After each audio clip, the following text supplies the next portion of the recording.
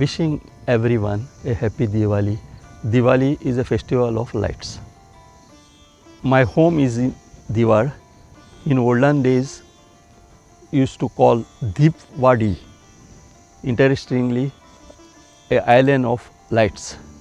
Today I am preparing a Diwali dish called Amade Chen Sanso. See you in my kitchen. Hello everyone. Welcome to my episode. Today I am going to prepare a vegetarian dish, special fruits we are going to use it. As you know, Goan cuisine is very much influenced by our local fruits, exotic fruits which are grown in our own soil like coconut, mangoes, breadfruits, bananas, papayas and many other fruits. We make use of all the fruits which are grown in our own soil, and especially for the festival days, Hindu festival time, like we make it Amade Sanso. Today I am going to prepare Amade Sanso. This is called Amade. We call it hawk plum, which are grown in our own village. So we remove fresh from the tree and make pickles out of it, some sweet dishes, vegetable dishes, and we use it for our lunch or dinner time. Now I am going to prepare it a Amade Sanso. Actually Sanso they makes usually of mango, amtok we call that, gonta. The mango which you can chew it when it's ripe. They just remove that pulp and put it in a sauce and then they cook it. That is called mango sanso. Ambade sanso, I peel the ambade, remove I wash it well first and remove the skin out and kept it separate. Now to make that sanso masala gravy, you require different ingredients like curry leaves, mustard seeds, fenugreek seeds, asafoetida is called ing, chili powder, turmeric and sugarcane jaggery. Of course, the coconut is the main ingredients for that gravy. This is the fresh grated coconut. Now you take all these ingredients together and put it in a blender or a mixer. Add little water to it and grind it till it becomes like this paste. You get like this paste. I will keep the saucepan on fire with little local coconut oil which are removing in our own farms. Once it gets hot, you put the curry leaves, mustard seeds, 1 teaspoon of mustard seeds, little of fenugreek seeds, little of asafoetida ing. Now what you do, you just put a salt to hawk plum and just add it to it.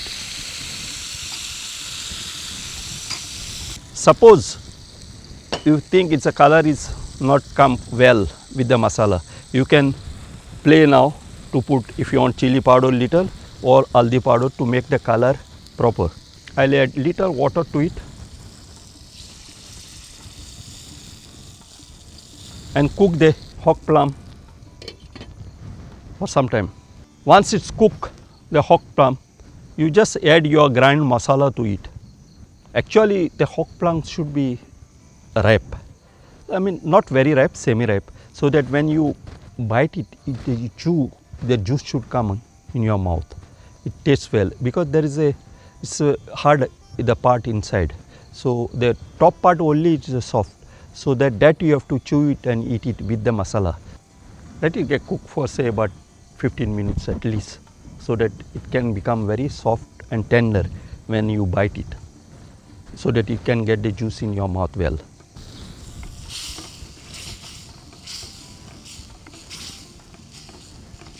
Now I will add 2 tablespoons of jaggery in it.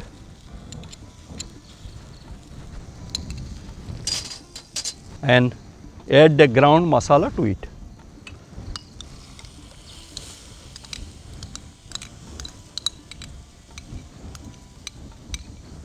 It should become very thick so that you can eat with your bread or chapatis well, and it tastes also well, goes well with the chapatis. I will add little salt to it. You have to see the seasoning first, what you need it. Suppose if it should be little sweeter, should be little sour, it should be little spicy, not much spicy. It's almost cooked, it's become thick. It's done. It's almost cooked, and see the smell is coming nice.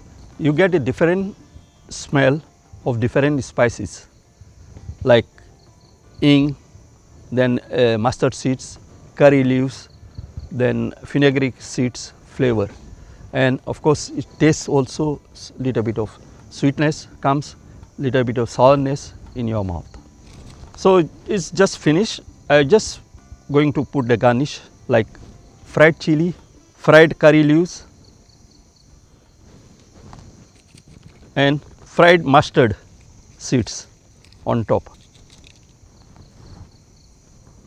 The dish is ready, and I am going to serve it with these chapatis. It goes well with hot chapatis.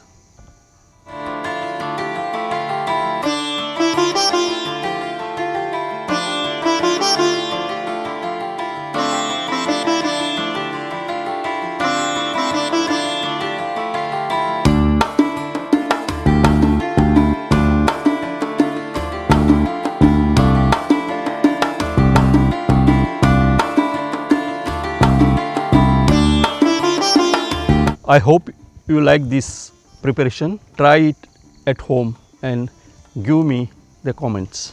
Please like and subscribe, and see you for the next episode.